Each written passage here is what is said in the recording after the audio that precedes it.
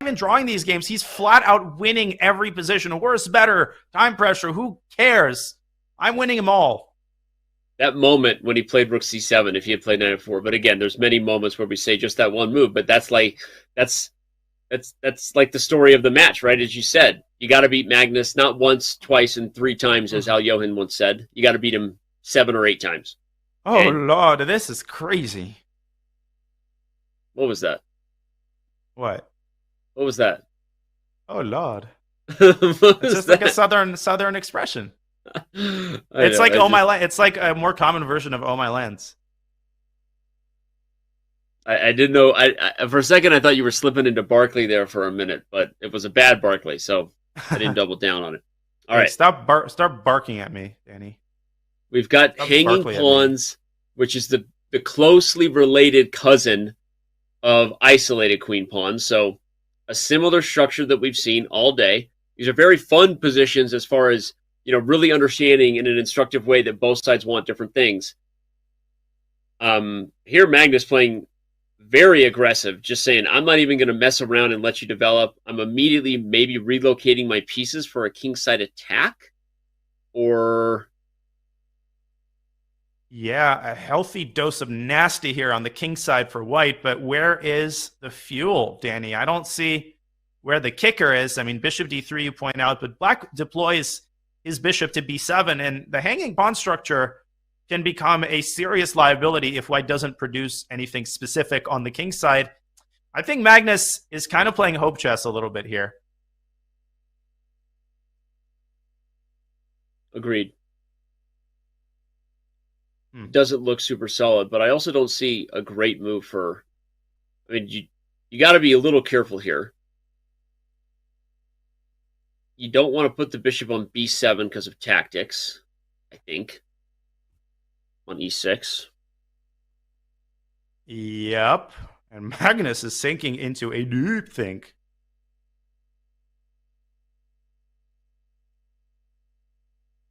Yeah, what's he doing? Got head in hand. Yep. Coming up with dubious tactics. Okay, dude, he goes queen f3. Queen c7 chilling. right away. Queen h3. Uh-oh. Okay, what now, though? This is the critical moment, Danny. Can he sack on h6 somehow? I think it's just going to be a big simplification. The queen kind of defends c3. But if everything's traded and black plays rook c8, black just has a positional edge. Yeah, but bishop takes h6 is actually not as gimmicky as it looks. And it's not that easy to stop. Well, now it's on the board. Okay, it was an option, but probably queen takes c3 was the response. Yeah, queen c3. Oh, yeah, and the rook hung in the corner, so that forced the queen trade. Yeah. Still, you should keep an eye on rook g4. And when you're playing Carlsen, at this point, you're in your own head, right? Every idea looks like a three-headed monster. But you're up a minute on the clock. So... yeah. So now's the time. If there was ever a good time to start a comeback, it's right now. So, queen to c4 played. I don't know what to say, man. a4 immediately responded by Carlsen. It's funny because if you start sliding in, yeah, Magnus kind of smartly, I think, heads back. If you go all in for those kind of, speculative tactics over there, you probably see it backfire. So instead, Magnus brings the queen back to f3, where you can kind of start defending.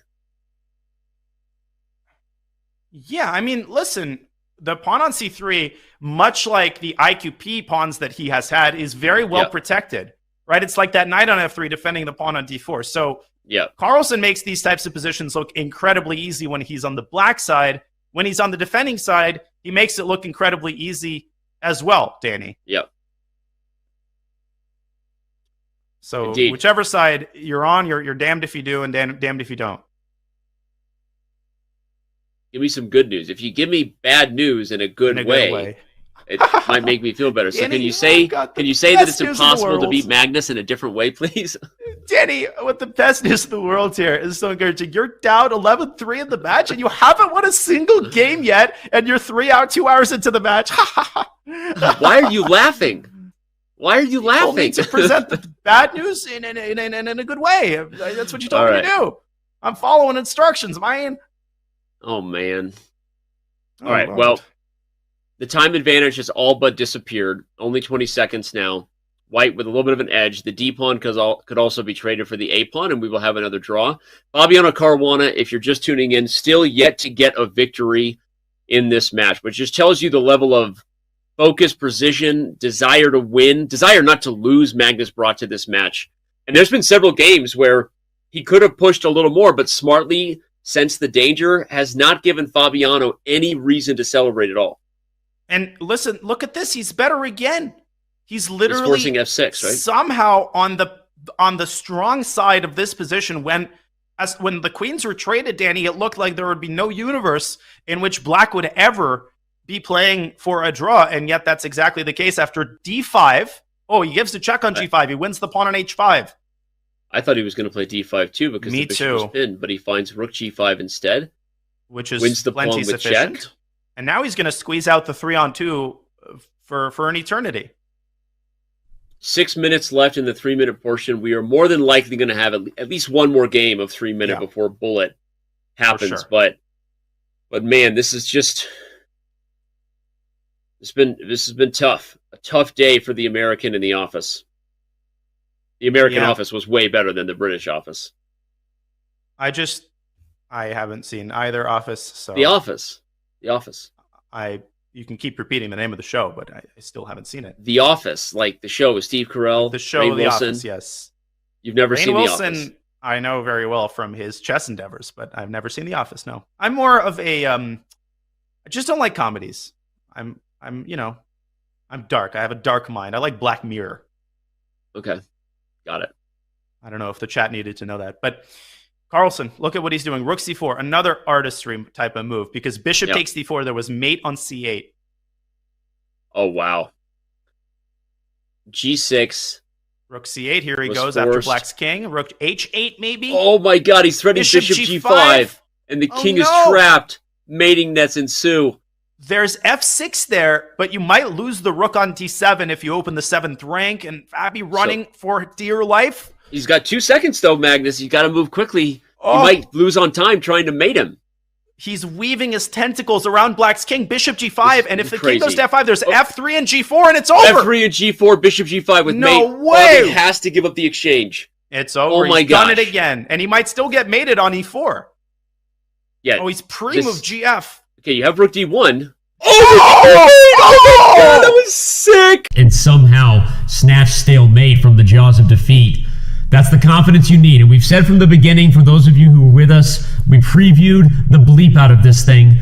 And one theme remains consistent throughout Wesley So's career. When he's confident, he does things like win the Fisher Random World Championship, and he does things like win the Chess.com Global Championship. When he's not confident, Danya, he does things like lose 11 games in a row to Magnus on Chess.com.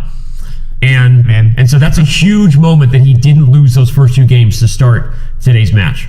And Danny, you took the words right out of my mouth. We really complete each other's sandwiches or sentence. I mean, I'm into whatever you want to complete. I'm here all night. I was to into complete sandwiches. Go ahead. I would love a sandwich right now. But Wesley, he didn't win that game. And, he did get that lost position out of an endgame where he seemed to be playing for 2 results. Although you're never playing for 2 results against Magnus. You can lose any endgame to him. But this does grant you a lot of confidence. And Wesley might be telling himself, wait a second, I actually can save some of these endgames. I can compete with Magnus in the endgame. And that was a big practical boost as we see an old school line of the Najdorf. This used to be popular in the 80s and 90s. This weird opposite color bishop middle game with 3 pawns on the D file. Yeah, this is funny stuff because opposite code bishop endgames, super drawish. Opposite code bishop middle games, if white gets going on the light squares, this becomes a very, very dangerous position for black to hold. And they have a lot of time on the clock here, which tells me both of these players at least know something about this one, even if they haven't looked at this theory in a while. Yeah, this bishop G5, bishop takes F6 line. I think Vladimir Kramnik pioneered some of the ideas in the early 90s, and it's always kind of stuck around as a good backup system to the more topical responses to the Najdorf, like bishop G5, and now, of course, the English attack and 6H3. I think the position is dynamically equal. Black has good chances to generate pressure on the queen side. The queen from D8, it can come out to A5. the rook from a8 can come out to e8, grabbing control of the e file, and I'm just not really seeing white's attack yet. Although if Magnus plays h4 and then sneaks that g pawn up the board, Danny, you can't fall asleep either if you're Wesley on the king side. Yeah. No, it's interesting because objectively, white's pawn storm has more potential than black's, but there you go. Also, white's pawns are easier to target than black's, so queen a5 is super important for that, keeping white off balance and saying, hey, look, okay, if you go all in for the attack, I may grab this pawn at some point. Note that it's not a thing you really do right now, but if you know, one example is if you take with the queen, I think that white can just trade and win material back, but okay, rook e8 instead, which is the move you were calling for. Top engine move, rook a e8, and now h4 is very likely, and he does it. And I think Magnus, I think we will see that in game. Queen takes d5. I wouldn't be able to resist that juicy morsel. I think Magnus will trade and then push g5 and essentially play for positional compensation in the endgame in the form of a space advantage, and maybe he'll win one of the d pawns back, likely the d4 pawn. Draw likeliest result, but given what we've seen in the endgames thus far, I'm very much cautious about making a guess and trying to forecast what this endgame is going to look like 10 moves from now. No, but you're right. Wesley takes the pawn when it was more appropriate. That when I was highlighting that you wouldn't take it earlier, this rook was not on e8. And exactly. Bishop e4 would have been a move. And so the whole point is now Wesley has taken the pawn at the right time. And, you know, a3. Such a Magnus move. You know what he's thinking about? I swear Magnus is already trying to set a long-term trap where this rook runs out of squares. You're totally right. It's not b4 and f4. It's not crazy to think about that. Magnus is devious right now. He wants to set a long-term opportunity for his opponent to blunder. You and I have said that a lot. He does that better than anyone in history, right? Create chances for his opponent to go wrong. And let's just see what happens. And a3 is one of those moves that you can easily look past. But if he wins the game, it's going to be one of the reasons that he did. Because he forces Wesley to make a difficult decision. Guess what? If the pawn was on b4 right now, he would already be threatening to trap the rook with bishop c4. So these things that we're mentioning, they're not some far-fetched, distant possibility. They're the reality that Wesley is facing. And I would go rook c5 and evacuate the rook. He's missed it. b4. I guess Wesley wants b5, but can white go bishop f1 and bishop g2 there? Oh my gosh. No, but the move b4. It's exactly b4. What we said he was going for. b4 literally traps the rook right now. And whether it's bishop c4 next or a slow jam, right? Throw on the Lionel Richie and let's enjoy ourselves with some candles. There's a slow jam. It doesn't matter. Magnus is trapping the rook, and we knew it was going to happen when he played a3. There's also rook to e1 here to prepare bishop e4, but Wesley is relying on the move rook e3 in response, but white could still play bishop e4. And Danny, this is such an instructive point for newer players, right? The X-ray defense, rook he1, rook e3, and bishop e4. You called it the moment Magnus played a3, and now Wesley is staring down the barrel of a position where he's going to be down in exchange. I wish I could play half as good as Magnus, as well as I predict Magnus's ideas, because as soon as he played a3, I asked myself, what would Magnus do? And you started to see the purpose of it. Wesley unfortunately lost his focus. By the way, your move rook e1 is more accurate than that bishop f1. Computer agreed. And here comes bishop e4. g5. First accuracy. G5. Oh my gosh. He stops h4 first, kicks the bishop. Bishop e4 is next, and Magnus Carlsen is trapping the rook in the middle of the board. Unbelievable. How another game that just makes your jaw drop open. And g5, another one of those imperceptible moments where Magnus prevented bishop takes h4. Danny, how many players, if we could briefly pull up an analysis board, instead of g5, how many players would go bishop e4 and blunder bishop takes h4, rook takes c3, d takes c3, and guess what? Black pre-moves e2, and if you take on d5 with the rook, you actually lose the game. God. So that's why he played g5. What a crazy line you just saw there. And so not only was g5 necessary or most accurate to save the h-pawn, but I didn't realize how deep the idea was. I'm showing Danya Naroditsky an instant replay because sometimes you got to appreciate it. That's an amazing line, Danya. And again, a lot of players, guilty right here, yours truly, probably would have just totally missed that idea. And that is crazy. He's an artist, right? And this is what artists do. And Wesley resigned. The way to lose fastest is these one-move blunders. Magnus has a 99% success rate at finding easy tactics, and You can't hand these things to him on a golden platter. Not the way that Wesley wanted to start the 3-minute portion. A loss of the white pieces and an immediate adjustment with black as he throws all caution to the wind and plays a dwarf, also known as a the Sicilian. The dwarf is live, right? But note that Magnus goes right in for some of the most aggressive rook g1 with g4 ideas in the Najdorf. That's sometimes called the Perenni attack. And in this world, the chess.com encyclopedia is saying the freak attack. Did you know that rook g1 is called you like that? I prefer lines named after people, but I've heard it perennially referred to as the freak attack as well. And the big reason that it got popular is a chessable course on the Najdorf by Grigor Gaevsky, who was, I believe, a second to Vichy Anand.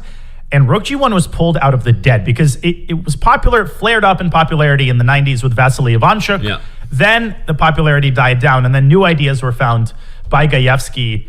But the way Magnus is playing this is kind of weird. He's mixing two different systems. So remember, he played that bishop e2, bishop g5 line? But he's kind of transitioning the game into those types of Sveshnikov-y structure. It's awfully Sveshnikov-y, and even this idea of relocating the bishop to this diagonal, but I like it even more for so than the normal Sveshnikov-y because there's no castling kingside here when you've moved your rook. We're going to make sure that the king stays in the center. Magnus is like, all right, no problem, bro. Yeah. Wow. What a freaky looking position here in the freak attack. You know? Yeah, the pawn on h5 is just a freak occurrence, isn't it?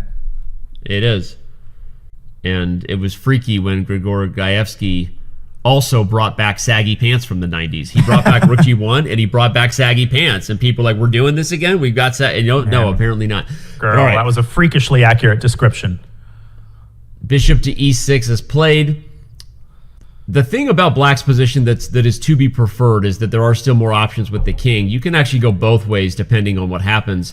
But white is up in development. Don't be surprised if, the knight goes immediately to d5. You're threatening to win the bishop. Yes, and take d6 pawn, but usually it's sacrificed in this position. I would castle kingside, and that's, I think, for newer players, total anathema, because you're taught never to castle if you have, a pawn on h5. The thing is, black can push g6, which is often what happens in the Sveshnikov, and the kingside is actually a much safer place to be than the center. Is it perfect? Is it, a villa in Malibu? No, but staying in the center has its own dangers. Yeah, I hear you. But Wesley is open to those dangers. He says, ha ha ha ha. I laugh in the face of danger. Here goes Harry. Here goes Harry. He wants counterplay. Harry, the h-pawn advances forward, and the benefit of keeping your king in the center is that your rook on h8 could ultimately infiltrate via h2. What is Magnus going to do in response? Bishop e2. Whoa! Kyle, the king! King d2. He castles by hand, and he already has the plan because c2 is available even if you threw in a check for good measure. I thought he wasn't going to castle queenside. Someone's about to walk up to this board, Danya, in a few seconds, right? They just got done taking out their garbage for their mom on Twitch. It's like, Mom, can I go watch the SEC now? Yeah, honey, you did your garbage. And they're going to be like, Magnus castled queenside. That's what they're going to say. It was not a bad southern accent. I didn't know you lived in South Carolina. And king c1 and just sip on your iced tea because my king is safe as houses here. That is, of all your accents, we've been meaning to talk to you about this. This one is not your best. I want to be honest. We've got about 30,000 people watching here between Twitch and YouTube. And it's not your best policy. I'll work on it. It's okay. I'll work on it. It's okay. Maybe a couple more years in Charlotte will help. All right. No, but seriously, Magnus heads up play, finds a way to confuse the kid at home with his mom on Twitch. Everyone looks at this position, says that white castled long, and look at the advantage. White's up. Now you're going to put the king on b1. d6 is going to be weak. And guess what, Danny? Wesley will pay the price for pushing his h-pawn. Magnus can actually say, hey, you want the open king side? I'll give you an open king side. There we go. G takes h4 was possible. f4, same type of idea, trying to open up the g file for that rook on g1. I knew he was going to play a 4. I saw it coming, but you're right. G takes h4 was almost as spicy. This is getting crazy. He's also up 20 seconds on the clock. And I think Wesley either missed king d2 or clearly underestimated it because it really was, jokes aside, a really crucial idea, because all these things you're doing as white right now don't work if your king is on e1, everybody. Magnus got the king to safety. Oh, wait.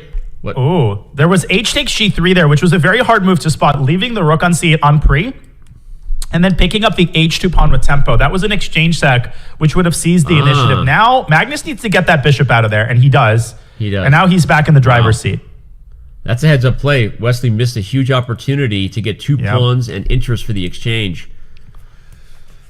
Now get that knight from b3 maybe to e4, putting more pressure in the center. This is a Magnus type of position. I think, there we go.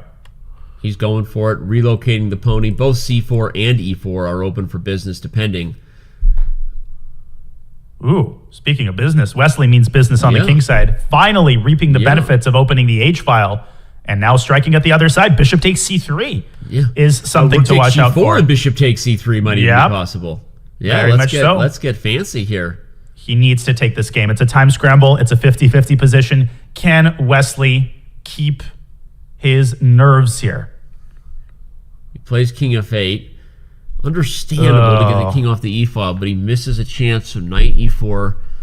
Once that bishop goes, all of your attacking chances on the queen side go with it. That's not good for Wesley. Exactly, and the position becomes a lot more clearly defined and easier to play. Magnus doesn't have to rush with knight takes f6, but he does. He doesn't want to play with fire, and his bishop is obviously superior to the knight on g6, which, of course, as we've been pointing out, is restricted by that pawn on f4. So the position is not terrible for Wesley, but it's hard to navigate this in a time pressure situation. Your king is also very weak on f8. Yeah. Okay, but Magnus trades away enough pieces that now black not facing nearly as much pressure with the minor pieces gone. The major piece endgame can be held. There's even rook g1 coming. That's the point. That's what Magnus missed. He should have put his queen on h2. If he had put his queen on h2, he would have had rook h1 in that position. Now Wesley can trade rooks and make the draw. Yeah. I think Wesley will hold this. They're both under 5 seconds, though, so again, weird things do happen when you're under time pressure. Let's not... okay, look at Wesley. He goes b5. He Queen wants d4. a mating net. He's queen d4. He's the king upon ending. Oh my king god. d4. I lost my headphones. Oh my gosh. Hold on. I'll hear you in a second. You're hilarious. But look at Wesley. He's advancing his king to g4. He's going to flag. He's giving up his pawn. Magnus is king. No. Magnus is king, Danny. Went from the king side to the queen side to the center to black side of the board. And Magnus... Oh, I'm playing Jeffrey. Nice. Okay, let's go e4. Can't do the 1b3 stuff every time.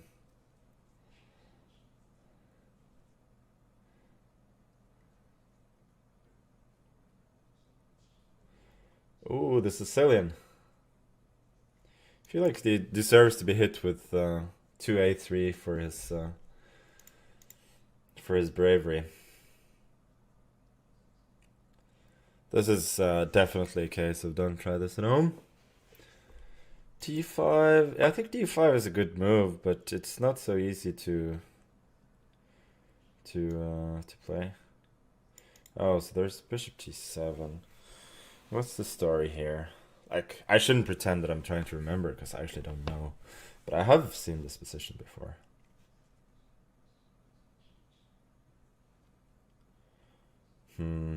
Yeah, let's take knight c3.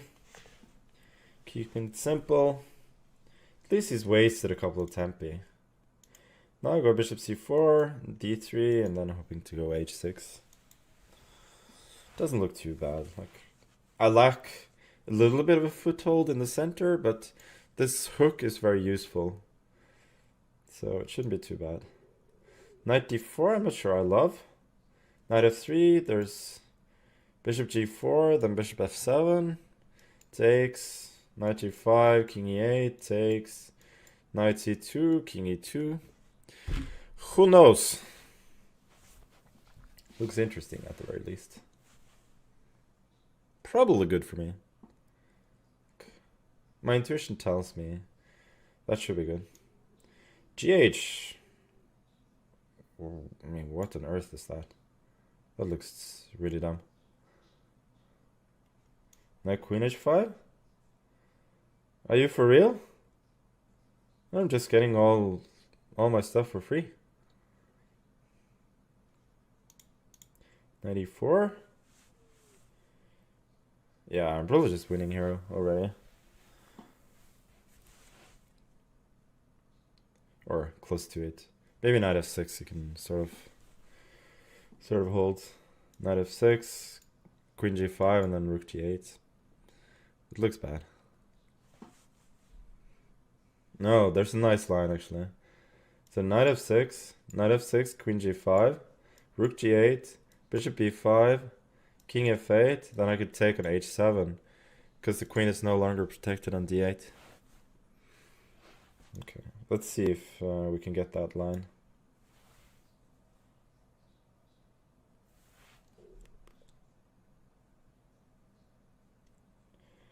I mean, he can go bishop d7 now. But then at least I win some material, I think. Okay. I mean, when you have a chance to play a move like rook h7, I generally think that you should.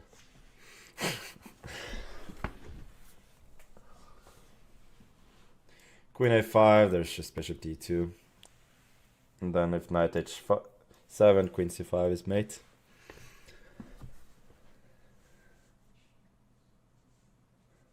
So it looks pretty bad for him. This? But I can just go rook g7, no?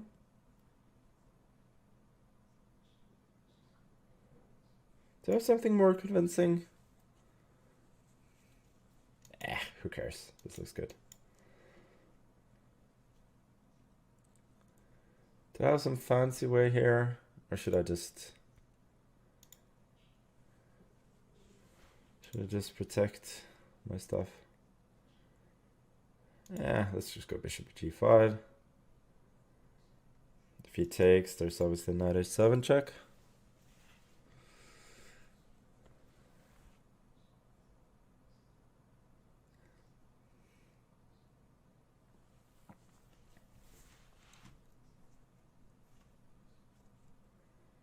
King g7, he can do it, but then I can give a check on h5.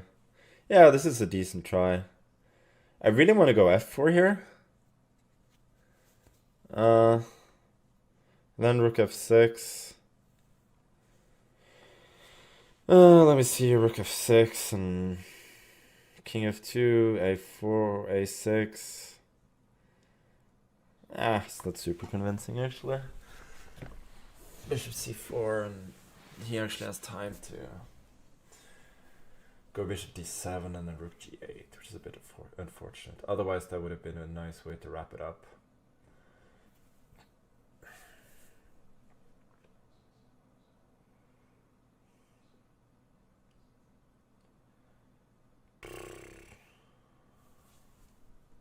Okay, I mean, who cares? I've started this game by sort of playing a bit nonchalantly, so I should just continue that same manner, I think.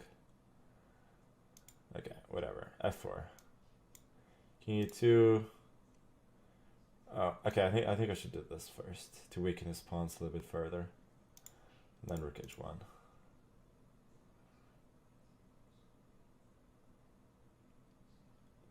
I mean, he has to take the bishop, then I go rook h6. I'm going to take an f6, and then I'm going to win d4.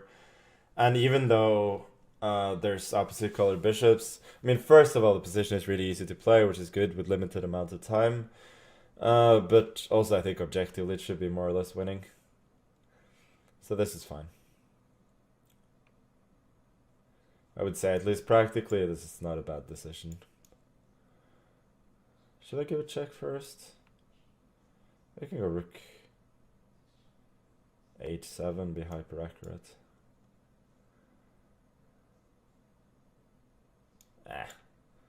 It's unnecessary.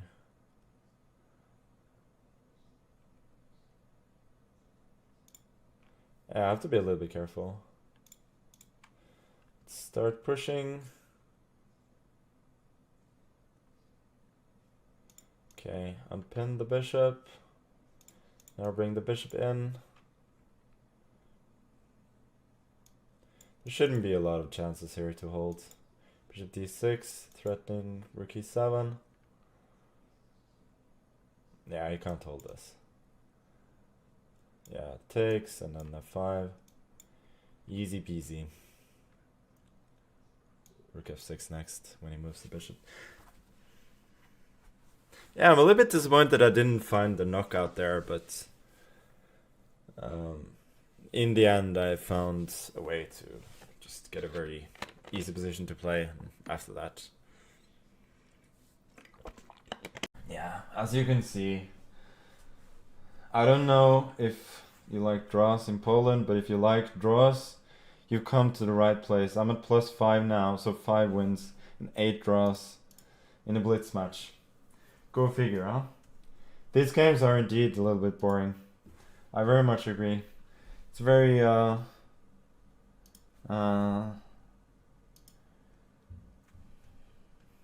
it's very much a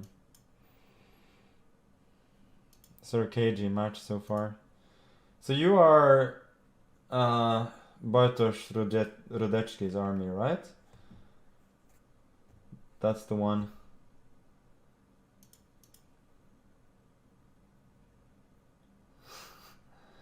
Yeah, there are a lot of yeses in the chat now, so I think that's cool. I haven't seen the show.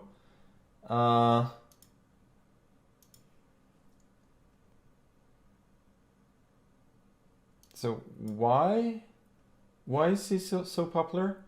This is not me asking, like, trying to discredit or anything. I'm just genuinely curious. Because this is a guy who's shot up from nothing and become the biggest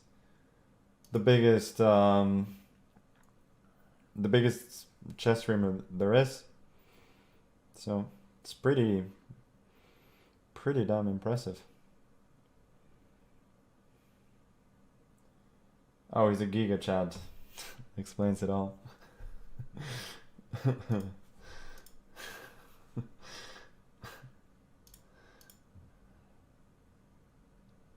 Yeah, I mean, just fun to watch this. It's reasonable. Like, you don't need any more reason than that to watch stream. Anyway, thank you so much. You're definitely very, very welcome here to my community of spammers and trolls, as I like to call them.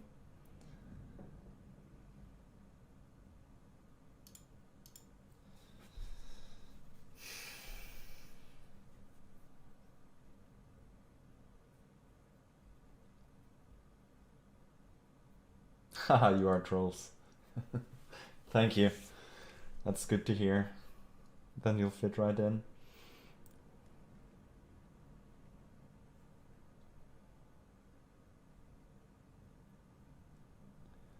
Meanwhile, here in the game, there's nothing much going on. Don't know why I brought my queen over here, since with this construction there's obviously no attack. So I'm just trying to play positionally. Queen b4. What kind of a move is that? So the point is a3, knight e4. Okay. That's fair. That is very much fair. Yeah, knight e4, ab4, take on g3, and then take on c3.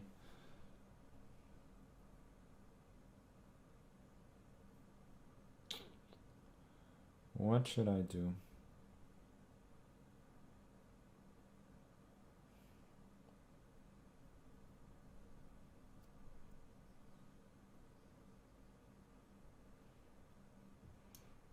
Yeah, queen d3, there's bishop a6. Like, how is there no way for me to defend that pawn? That seems pretty hard to believe, actually. Queen e3, allowing knight g4 takes, rook d3. It's really, really sad. I guess I have no choice.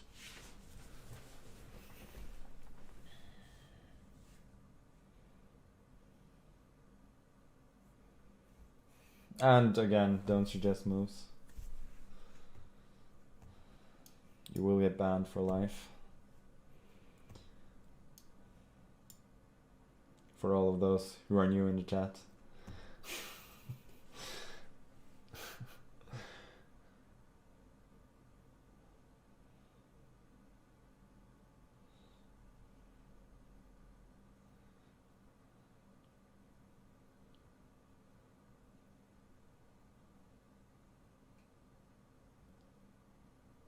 Does Bartosz moderate his chat, by the way? Or does he just allow some trolling and not all?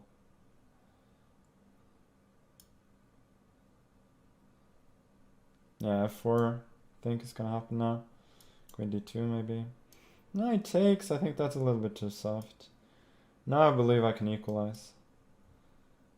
I may have to give up the pawn on A2, but I don't care too much about that. Literally don't. Should care a little maybe.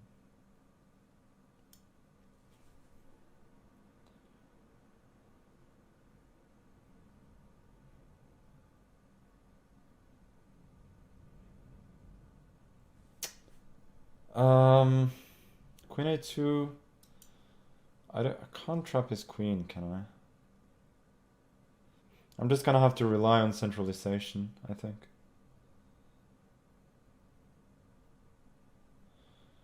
Yeah, we'll take. Queen C5, there's Queen E3.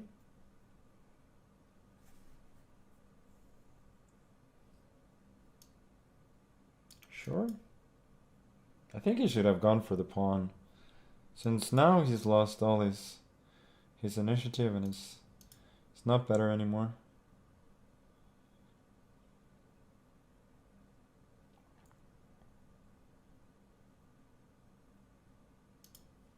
Rook E4, Rook A4 maybe.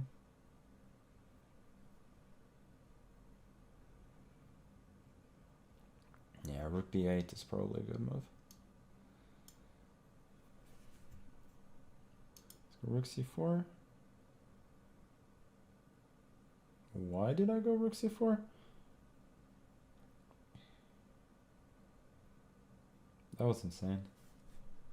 Somehow... Yeah, I just hallucinated there.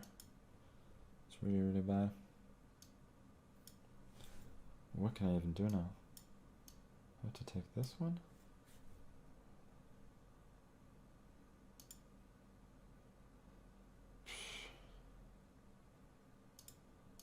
Probably lost at this point. I'll try to keep his king out a little bit.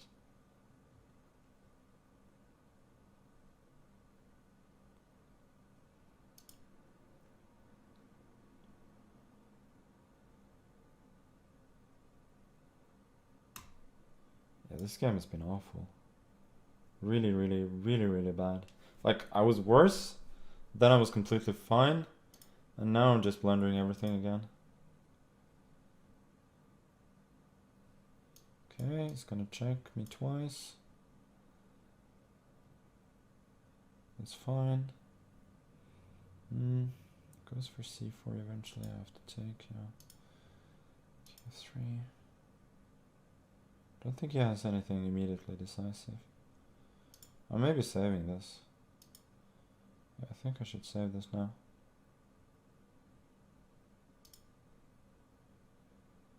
Check.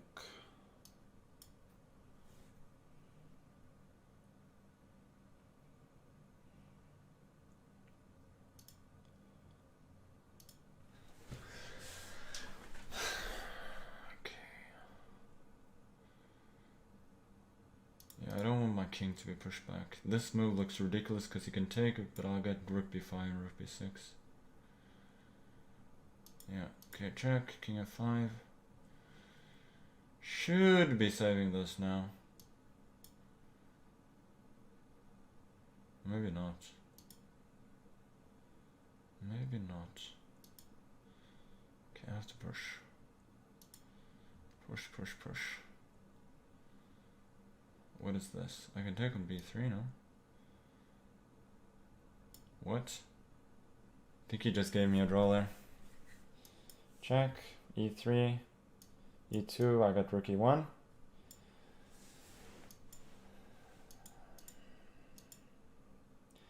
And much like the internet, I remain undefeated.